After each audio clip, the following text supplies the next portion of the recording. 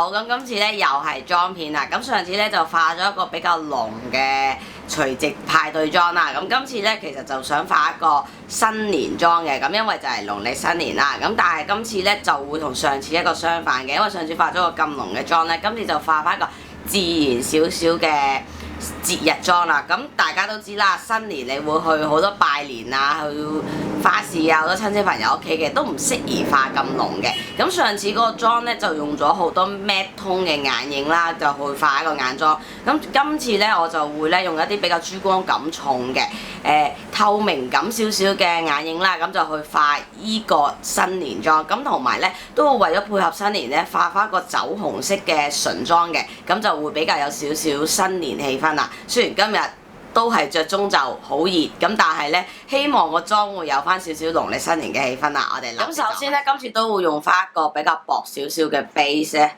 薄少少又保濕嘅 base 咧做打底嘅，因為最近天氣都熱啊。而粉底液方面咧，今次咧我就揀咗一隻咧係比較自然嘅同比較薄身少少嘅，咁其實佢都有啲遮瑕度嘅，咁我覺得大家都可以揀翻啲透氣啊，自然妝咁啲，同埋帶有少少遮瑕度啦嘅粉底液嘅。夜間嘅派對啦，咁你如果拜年拜成日咧，咁你亦都太厚妝咁嘅話咧，咁啲親戚朋友就會覺得你好奇怪㗎啦。咁同埋你要拜年拜成日啦，再加上夜晚可能行花市咧，咁亦都唔適合一啲太厚太焗身嘅妝嘅。如果唔係咧，好似我乾肌咁樣咧，就會好快起乾紋㗎啦。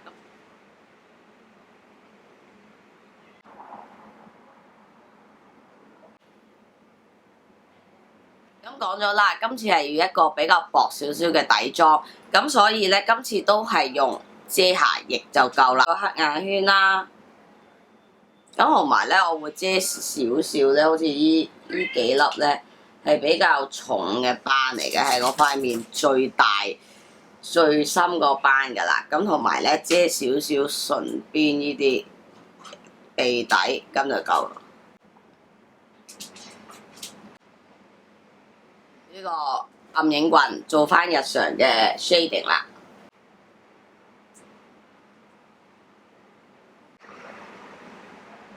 我自己覺得咧，今次我自己揀呢隻粉底同 Hourglass 嘅粉底配合咧，咁我感覺上咧就靚好多。所以咧，我自己今次都係揀翻 Hourglass 嘅呢個粉餅嘅。唔知覺得大家有冇覺得咧？我今日咧好似依兩個位咧，啲粉底係咪比較黃咗啲咧？因為大家見到咧，我埲牆後邊唔同咗色啊，因為我整翻上邊發毛嗰笪位啦。咁呢啲咧牆咧，我而家就油住白色先，我就等新年過後咧，我先執間屋嘅。咁所以咧，唔知係咪個背景顏色唔同咗咧？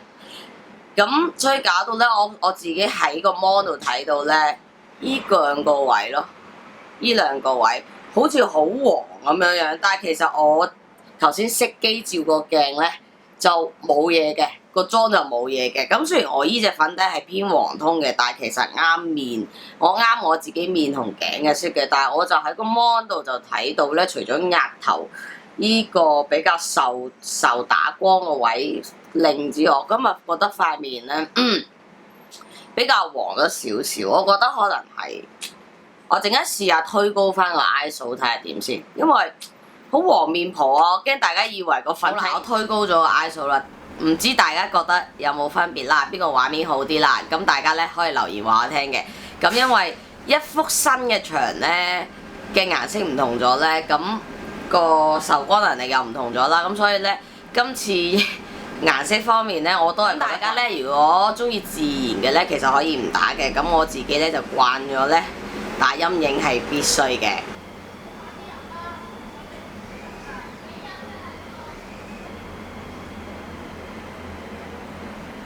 今次咧，我會落得其實係比平時輕手啲嘅。咁因為親戚朋友咧唔會太識欣賞你一個韓式嘅間少少嘅光影咧都 OK 嘅。咁但係我想今次咧個妝係比較重珠光感啊，所以咧。Hourglass 呢個咧就比較適合啲啦。今次咧就分享咧我最近嘅一個畫眉嘅方法，咁希望大家參考下。咁咧大家會見到咧，我依度就係有毛㗎，我就唔會由第一筆就由依度開始嘅，我會喺依個位，即係差不多隔咗隻手指位啦，咁上下嘅位置就畫條底線先，到呢度停㗎啦。咁跟住咧就開始填顏色，咁就係一筆一筆咁樣。好似畫啲眉毛出嚟咁樣上色，畫到去眉峰呢個位呢，我就會畫實啲嘅。如果唔係呢，個眉峰呢就唔出㗎啦。你就會見到呢，連翻頭先下邊條底線啦，你就會成條眉尾就出咗嚟㗎啦。咁大家記住呢，眉尾呢，你唔好跟住條眉嗰個方向咁樣，咁樣畫落去。如果唔係呢，你正面睇呢，你就成個白蘇公咁樣，好老嗰啲老人家 feel 啊！呢條眉就會正面睇咧，就會咁樣耷咗落去啦。咁眉尾個方向其實係應該點呢？大家係應該向外畫，即係向耳仔呢個方向畫咯。大家見到啦，已經嘅成咗形啦條眉。咁之後呢，你就要填翻一啲窿窿位啲顏色嘅。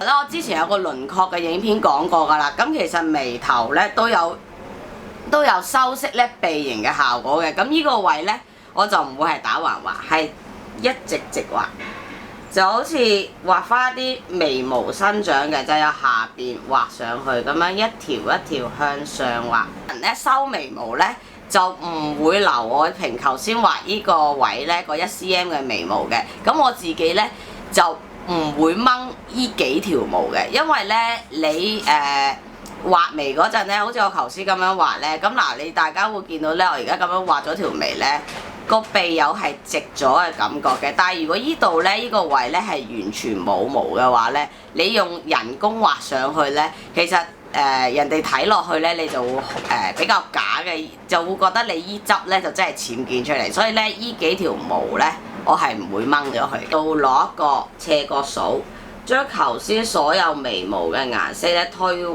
啲呢個位啦。咁好啦，而家啲顏色推返均勻啦，之後再用眉刷。眉刷咧就係刷走一啲多餘咗少少嘅顏色，同埋最主要我係刷依個眉頭位嘅，因為呢個眉頭位頭先係淺見畫出嚟㗎嘛，而且呢個眉頭位咧就算有毛咧，都係唔會話係好實嘅啲毛。咁呢個眉頭位咧我就會刷鬆佢。刷淺啲啊個顏色，今次咧就會用 Revlon 呢一盒嘅眼影啦、胭脂啦同埋唇膏嘅 palette 嘅，呢盒應該有一條妝片出現過㗎啦。咁我今次咧其實就會用佢嚟做眼妝嘅。咁我自己覺得呢一盒嘅眼影咧，其實佢唔算出色度好高，嗰個顯色度啦都有嘅，咁但係佢嗰個飽和度就唔係好高嘅，咁就係佢就珠光感比較靚啲，咁所以咧就可以做到一啲比較透光感啊，同埋珠光感重嘅眼。首先咧，我今次咧就會係想比較做一個偏橙通少少嘅眼妝嘅，咁所以咧首先就用咗呢個大橙嘅珠光色做打底先，輕輕打層底就夠㗎啦。呢隻直茶係大橙嘅一隻金銅色嚟嘅。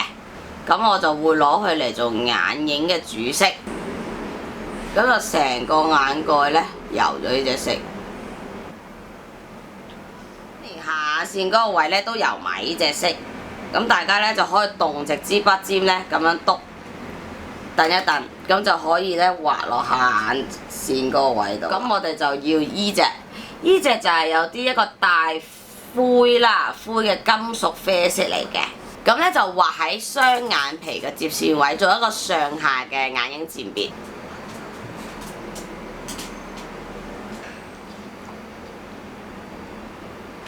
咁大家可以咧越近眼睫毛個位就越深色啦，咁之後上邊咧就要越鬆。呢兩隻色咧個融合程度唔係咁好咧，大家可以攞個 blending brush 咧將佢哋掃一掃，輕輕掃一掃。大家可以揾一隻咧酒紅重啲嘅酒紅啡色去做嘅。咁我自己覺得呢隻都係有帶紅㗎啦。咁但係因為我屋企咧就冇一隻我比較合心水嘅酒紅啡。咁咧我哋就加深眼尾個位，淨係擺喺眼尾範圍度。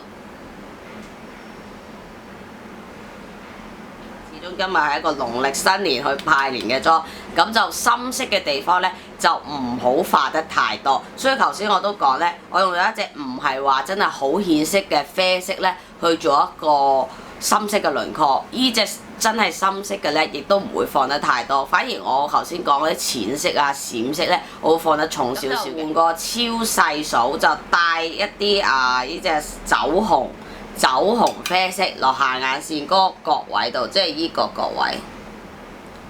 將隻眼再 bling bling 少少呢，咁就可以攞翻頭先用底色嗰個數，之後呢，就點翻少少呢隻金銅橙色，點少少，之後呢，就印落眼珠上間嗰個明亮感呢係大咗嘅。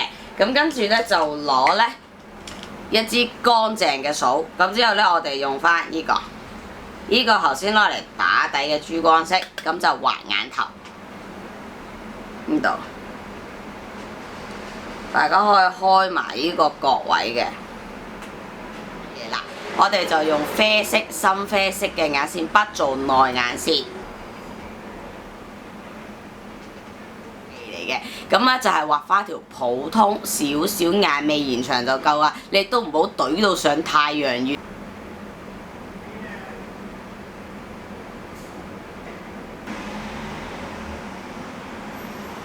咁跟住呢，就攞翻頭先盒眼影，咁頭先呢，就一盒眼影呢，有一格未用嘅就係依格，依格就係一個霧面嘅朱古力色、朱古力啡色，咁大家可以點少少啦。咁跟住呢，就油化頭先一條咁實滴滴嘅黑色眼線、逆眼線，咁就但係唔好呢，全條油化晒。如果你全條油化晒，你個眼神呢又會薄弱咗。咁就係呢，喺眼影呢條眼線上面加少少眼影。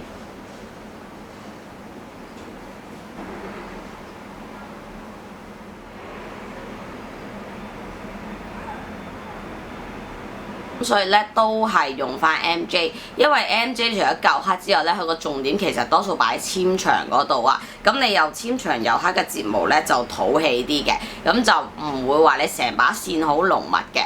咁如果你成把線好濃密嘅眼睫毛咧，就多數都唔啱新年嘅拜年妝。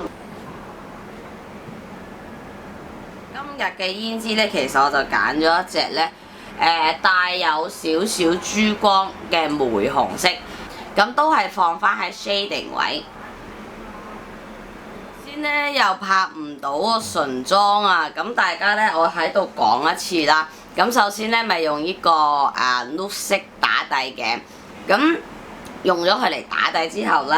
咁跟住呢，就用一支酒紅色嘅唇膏啦，咁大家呢，就可以視乎大家接受程度，大家想睇下個妝感呢，係比較偏紅啊定比較偏啡，咁大家可以揀。如果大家睇下自己中意啦，如果大家想比較偏紅嘅，咪揾啲帶正紅色嘅酒紅唇膏咯。咁如果大家想比較偏啡呢，就可能好似揾依啲咁樣啦。咁呢，其實我就係搽完個nude色嘅底色之後呢，我就好似畫咬唇妝咁樣，逐骨逐骨咁樣 build up 去，就係畫內唇位嘅。我自己呢，就畫咬唇妝就比較中意呢下唇呢，呢度畫成差不多2/3再多啲嘅。你大家見到呢，我下唇差不多呢係成個下唇都畫咗嘅，而上唇呢，我就真係就係畫一半範圍嘅啫。咁我自己呢，都係講一層一層呢。加深個顏色嘅啫，咁我哋今日個妝呢就完成啦。